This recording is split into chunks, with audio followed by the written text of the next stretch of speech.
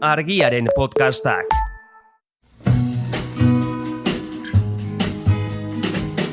Don't know much about history. Don't know much biology. Don't know much Hau, oroimen histerikoa da. Historia diren istorioek txoratzen gaituztenon podcasta. But I do know that I love you. And I know that if you love me too, what a wonderful world this would be. Don't know much about you. Nork ez du santu izan nahi. Santua, Osea, bizitzan dena ondo egin izanagatik, halako etiketa jartzi zute, eta ia sasi jainko. Horren pare. Eta zure izena, zure herriko festen izena izanike. Barakaldoko asierrak edo Hernaniko nagoletak. Hori da. Hori guapo izango zen, Bai. Araz izaten da normalian santu egiten zaituztenean, zen norbaitekin behar zaitu. Hori azteko. Ja behin hilda zaudenean izaten dela normalean, ez? Hala da bai. Daka, noski, santu izatekotan ni nahiago bizirin agonean izatea. Ze gero, hilta gero, saldabero. Bueno, Eliza Katolikoak arauak aldatzeko erreztasuna badauka, beraz, auskalo. Ja, claro, santu egiten zaitu marka edo multinazional batek, gero, imaginatu jainkorik ez dagola, edo okerrago, jainkoa dagola, baina ez zure zetakoa. Nola saltzen diozun, jaberi, zuzaela beste talde bateko santua. Orduan, bueno, hor movida dago. Baina, aurrena santu inbaz zaitu norbaitek. Hori da, bai. Eta hori da gaur San Nagore santuak azalduko diguna. Hori da, bai. Saiatuko naiz behintzat, duela gutxi irailaren 7 uste izan zela, aita santuak lehen santu mileniala edo, lehen zibersantua ditu zaiona kanonizatu zuen, eta Karlo Akutis du izena, zuen izena, esan marko dugu, gazte italiarra 2006an hiltzen, leuzemia jota, uste eta 15 urte zituela. Horitzen naiz, Barrekin. Bai, eta internet bidez jainkoaren hitza zabaltzeagatik egintzen ezagun bera, eta horrekin galdera bat sortu zitzaidan, ez? Edo bi. Eta da, zer behar da santu izateko, eta Akutisen kasua ikusita, hemendik aurrera online egin daiteke? Eskaira Edo egin. presentziala izan behar du. Eskaira egin, eta gero. Bai. Eta pentsatu dut perretxikoak bezala ugaltzen ari diren online formakuntzak, ez? Gogoan izan da, olako zerbait egin daiteke, ez? Kriptomonetekin nola berastu, ez? Kriptobro bat, edo kriptosis bat nola izan. Estrosis. Bai, sare sozialetan arrakasta nola lortu, edo zein alorretako coach nola izan. Garrantzitsuak horiek. Eta horrelako, ez? Horrelako zer egingo dugu, baina santu izateko ikastaro trinko bat eskainiko dizuegu, eta doan gainera. Jainkoa lagun.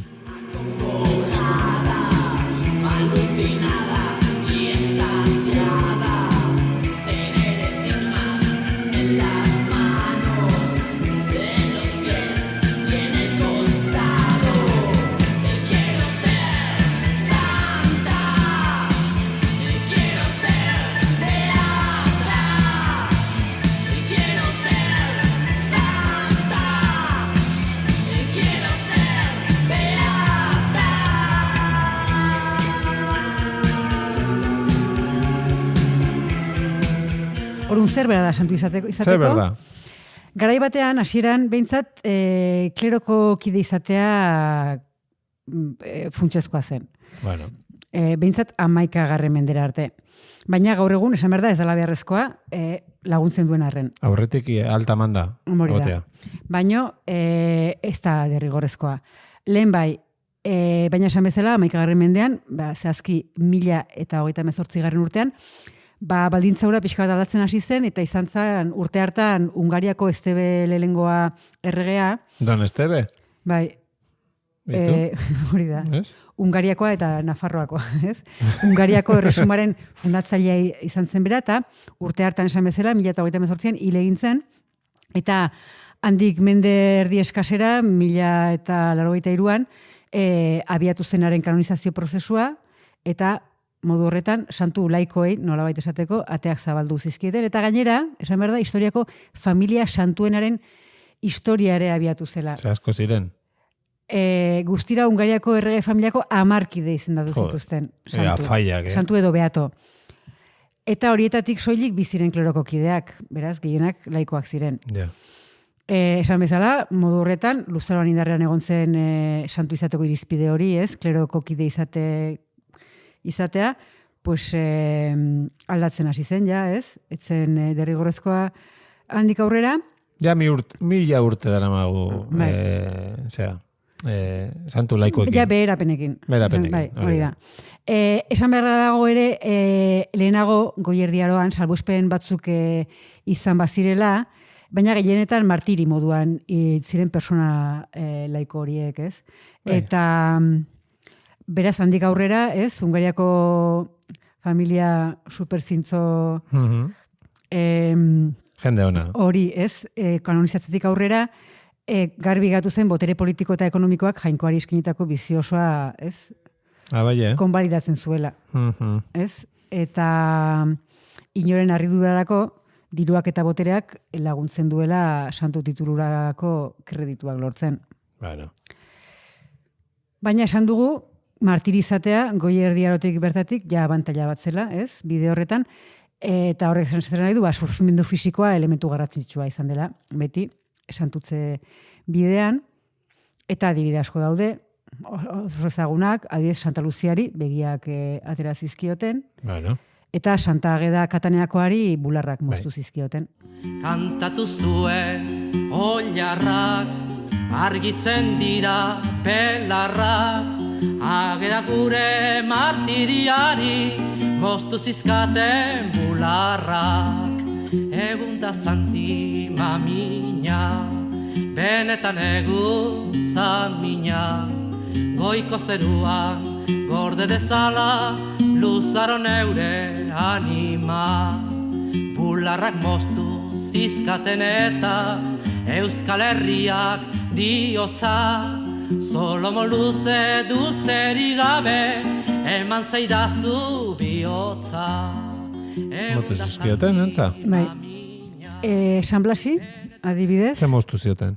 Azalak kendu zioten. Beira, baina, dana, xafla, ez, burdinazko xafla goriekin kendu zioten, eta San Lorenzo torturatzeko ere burdin goriak erabili zituzten.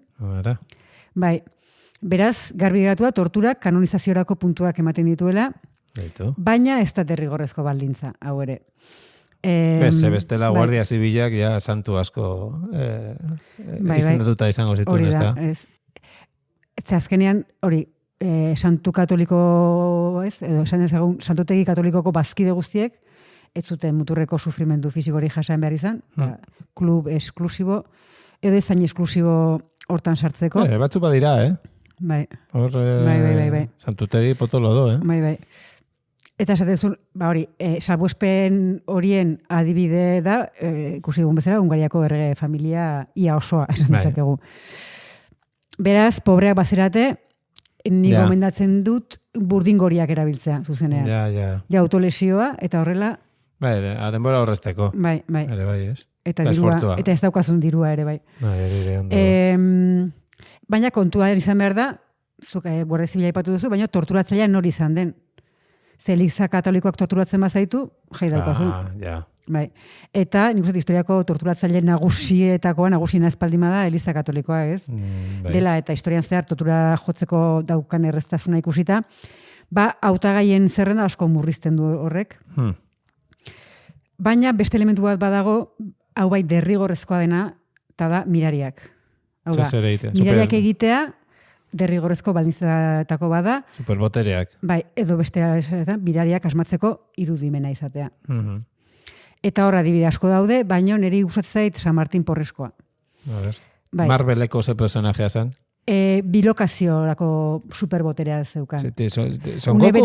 Ure berean bi tokietan egoteko ahalmena. Ze testuetan esatu duenez, Liman eta Afrikan agertu zen. Teletransportazioa ez? Ez. Bietan jarrai. Bilokazioa, bai. Edo trilokazioa esan dezakegu, ze beste iturri batzun arabera Japonian ere agertu zen. Aldi berean.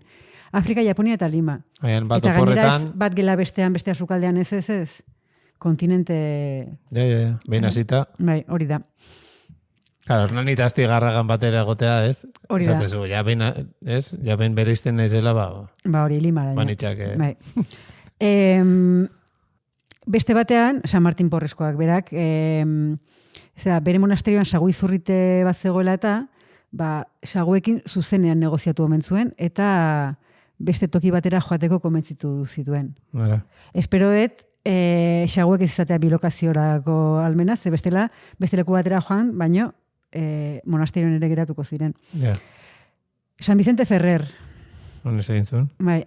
Castelloko Morella herrira joan zen behin bisitan, eta emakume batek bere etxean, bazkaltzera gonbidatu zuen, eta horretarako emakume horrek bere aurjaio berria hil, zatikatu, eta egosi zuen, hori.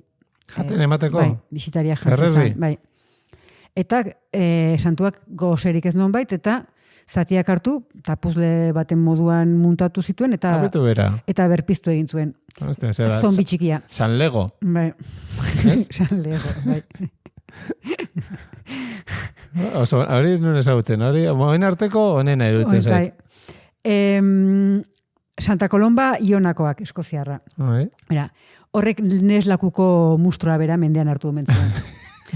Kontuan hartu behar da, kondaira guztiz paganoa dela nesirena. Hor ja, irudimen dozia ja, hor ja, joan zitzen, a ver, Eskozia, neslakua, venga, pues, ya está. Nik garaitu nun, eta listo, ez? Hori da, bai. Eta paganoa ez da nadanan astea hortan ere neko... Eta William Wallace nire kolega zan. Hori da. Bai, ez? Eta ja, boro bilduta. Bai, baina nik uste gustatuko zaizula ere Irlandako kasua. Santa Brigida Kildarekoa, hori da Irlandako patroietako bat, eta askorengan inbidia edo agian debozioa piztuko duen superbotere bat zeukan, eta zan ura garagardo bihurtzen zuela. Baitu, Brigida. Now everybody's died, so until our tears are dried, we'll drink and drink and drink and drink, and then we'll drink some more. We'll dance and sing and fight until the early morning light, then we'll throw up, pass out, wake up, and then go drinking once again. Ba-da-ba-da-ba-da, ba-da-ba-da-ba-da, ba-da-ba-da-ba-da, ba-da-ba-da-ba-da. Joe Murphy fought with Riley near the cliffs of Alderney. He took out his shillelagh and he stabbed him in the spleen. My crazy Uncle Mike thought he was a leprechaun, but in fact he's just a leopard, and his arms and legs are gone. When Timmy Johnson broke his neck, it was a crying shame. Drinking.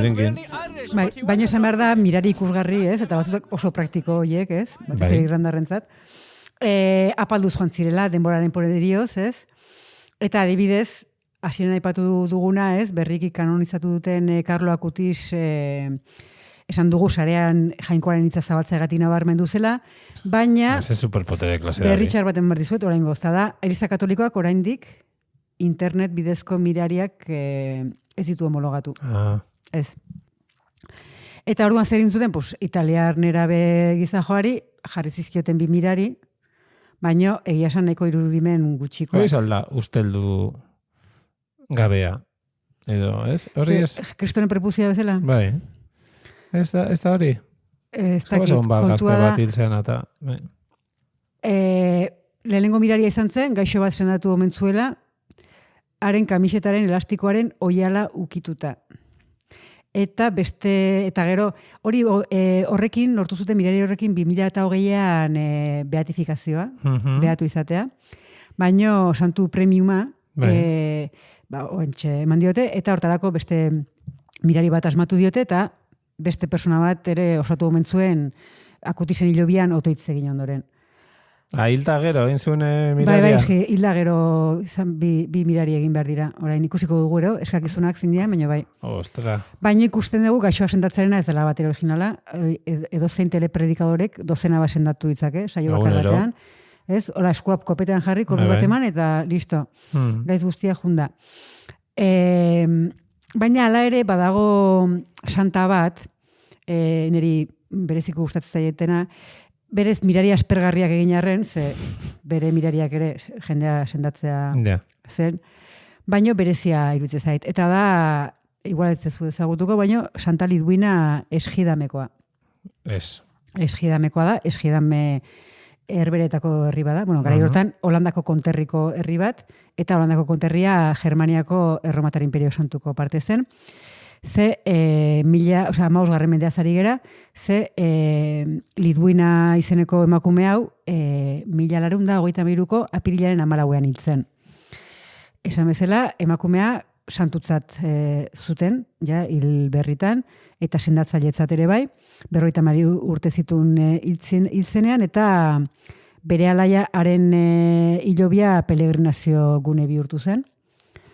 Eta Leon 13. aita santuak 1880an asko zeberandoago kanonizatu zuen ofizialki, baina hori nago ere Santa Horren gurtzak garrantzia handia zuen bere inguruan. Eta Eskiedan bere jaioterriko patroia izateaz gain, eta hori da, nik uste puntu interesante bat, izotz patinatzaileen patroia eta gaixo kronikoen patroia edo zaindaria ere bada. Eta saltotxo hori? Hori da, lotura hori, ez? Eta esan bezala ez, esan dugu apirilaren 14ean hiltzela, eta horregatik apirilaren 14 da bere eguna. Eta lotura hori izotz patinajea eta gaixotasun kronikoak nola lotzen diren. Horako loturak egiteko Elizak sekulako erreztasuna dauka, horretan ere bai, eta kontua da, 1380an jaio zen Lidwina, apirilaren 18ean, hiltzen urte betetzea baino 4 egunenago. Txarotea zuen, laborari familia baten baitan, eta 15 urterekin, izotzetan patinatzen ari zela, erori zen. Eta saietz bat hautsi zuen. Esatezu, 15. mendean patinatzen zuten, zerberetan, bai, baina nekazari inguru nioetan, polderrak kanalez eta ezarkatuta, eta inguratuta egote ziren, eta horiek neguan izoztu, eta patinatzeko bikain. Bai, oso egokia dira. Eta beraz, eta patinatzeak zer daka, erortzeko arriskua nahiko handia. Honek, saietz bat hautsi omen zuen, baina istripu hortatik etzen sekula osatu, eta garaiko kronikarien arabera, paralisia gorputz osora zabalduz joan zitzaion, gorputzatalak erortzen zitzaizkion, eta maiz odola zerion, ahotik, sudurretik, belarrietatik. Gorputzatalak erortzen zitzaizkion? Bai, garaiko testigantzak ere ezin dira oso zehatzaratu, baina eta beti ere garaiko testigantzoien arabera, baraualdi luzeak egiten zituen, ez omen zuen sekula lorik egiten, betu, eta beste gaixoak sendatzeko gaitasuna zuen, eta bere burua ez. Gauza raroa, ez? Bai. Norberaren zaintzan geratzen da. Eta horregatik lortu zuen, ez, Eliza Katolikoak patinatzaileekin eta gaixo kronikoarekin. Bai, bai da. 2x1 bat egin zuten, esatu zuen. Begira. Insomnioak jotako santua izan ziteken. Hori ere, bai. Ez eman ideiarik, seguraski santutegia aintzabala izan da, horretarako ere bateren bat egongo da. Bai. Baina Lidwina berezia da ere, nire ustez batez ere, zientziari ekarpena egiten diolako. Badakigu santuek Elizari ekarpena handiak egin dizkiotela, batez ere ekonomikoak. Gure lehengo podcastean, Jesu Kristoren prepuzioa zitzen genuen, eta Xabierko Frantziskoren besoaz ere, bai, egazkinean bideatzen duen, bai. Eta azkenean negozioa izan da, ez? Santuen gurtza negozioa izan da, baita ere doktrinatzeko bidea izan da, ez? Eta baino, zientzialari komunitatearentzat, kasu konkretuenek Lidwinaren historiak beste balio badu, eta da garaiko testuek deskribatzen dituzten sintomak kontuan hartuta, paralisia, hortzetako mina, buruko mina, ikusmen arazoak, arintze garaiak, badirudi sintoma horiek ez zirela patinatzen izan zuen istripuaren ondorio zuzenak izan, eta ondorio estatu dute ziurrenik esklerosi anizkoitza zeukala. Ara. Bai. Egia da testigantzak tentuz hartzetu behar direla, ez? Azkenean santutasuna baieztatzeko helburua izanik, esageraziorako eta gauzak asmatzeko joera, ez? Nabarmena izaten dute. Historia hauek. Santutasun zientifikoa. Hori da. Bai, santutasun zientifikoa. Kontua da, horrek historiaren lana eta patologoen lana ere zailtzen dula, baina gaur egun adituek diagnostikoa, ez, esklerosia anizkoitzarena posibletzat jotzen dute, eta azkenean hori izango izateke sinesgabe ontzat behintzat Lidwinaren mirari nagusia, ez da esklerosia anizkoitzaren deskribapenik zaharrena izatea. Beto. eta gaixotasun horren bilakaera historia, ez? Horren bidez ere aztertu alizatea. Gana asko zerbait egin du. Bai, hori da. Litwinak. Hori da, bai. Patinatu oso ondo ez, baina... Takigu. Hori da. Agian bai, Bai, agian... Ez dut txiriboltak itizitu. Hori da, eta horra hori zen, bai. Bai, ba. Kontua da, Litwinari buruz hitz egiten hasi baino lehen, ari ginela mirarien kalitateaz, ez? Hitz egiten eta nola egin duen behera. Baina kantitateak mirarien kantitateak ere nabarmen egin du behera. Ze garaiaren arabera, ilondorengo mirarien gutxieneko kopurua aldatuz joan da, eta oso exigenteak izan ziren, eta santuko 100 mirari asmatu behar zituzten. Normala, danak, sendatzaile. Ze bestela. Helen gaizo gehiago. Hori da. Orduan, errezagoa zen santu izatea. Hori da, bai. Baino, Vatikanoko bigarren kontzilioaz geroztik, gogoratu 1962-tik 65 egin zelako zidori. Kontziliorik onena. 2 besterik ez dira behar. Bai, Behatu izateko bat, santu izateko 2. Horregatik asmatu dizkiote... Beste honi. Bai.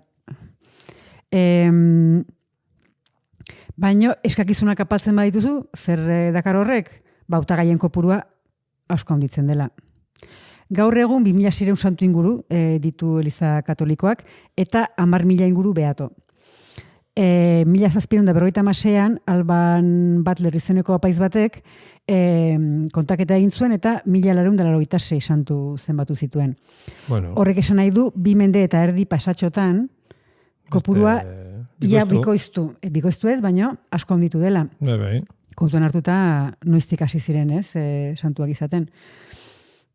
Marka guztiak hautsi zituen Joan Pablo Bigarrenak. Karol Boitila. Beste komunista bat. 25 urteko agintaldian 1.300 beatifikazio eta kanonizazio egin zituen. 1.300. Denbora libra sekan, honek, Eta imaginatu, santuen gurtzaren negozioa, ez? Zema sukursal iriki zituen, eta ze... Bai, frankizia asko zabaldu zuen. Baina horrez esan nahi du, santu edo sante izan nahi baduzu, oposaketa gainitza gero eta errezagoa dela, baino gero postua lortzea gero eta zailagoa. Ez? Ze santu kopuruak etengabe gora egiten duenez, eta urtearen egun kopuruak ez? Zure herriko festen izena. Ni horrekin formatzen naiz, Bai, baina egutegian tarte bat topatzea gero eta zailagoa da, eta baina badago irtenbide bat, da beste askorekin konpartitzea. Ez? Egutegiaren gelaxka bakoitza. 3-4 santu batera. Bai, eta horrela gelaxka horiek bihurtzen dira, ez dakit, Mark Sanaien kamarotea bezala, ez? Esan dugu adibidez, Santa Ludwinaren eguna apirilaren 14 dela, baina beste santu hauena guztienare beha da, eta Tiburtzio, Valeriano, Maximo Erromakoa, Asako, Benito... Asako, santua, Asako, bai. Benito Abiñongoa, Bernardo Tirongoa, Bernice, Prosdoka, Domina, Lamberto Liongoa, Tomaide, Joan Mantemaranokoa. Zen guapoaz eskara. Hori da. Eta ez ditudanak esan, San Fronton irakurri nun. Frontoideuna. Kopeta handiko bat. Izango zen, bai. Horrek sendatzen zituen besteak bere burua kopetan joaz.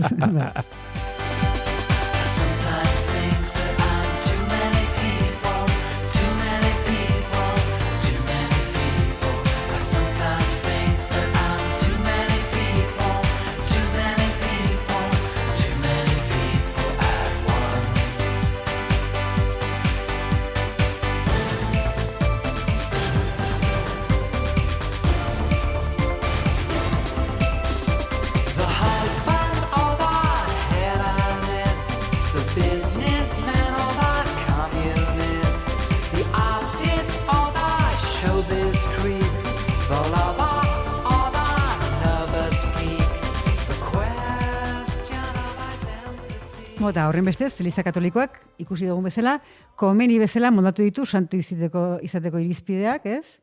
Baina, zuk hasieran esan dezun bezala, funtsezko baldintza bati oso finko utzi dio, oraingoz behintzat, eta gainera denak beteko dugu, denak, hori bermatua dago. Ja. Eta da, hautagaiak hilda egon behar duela. Ja, hori da gustatzen zaidan baldintza bakarra. eskatuko dugu aldatzea?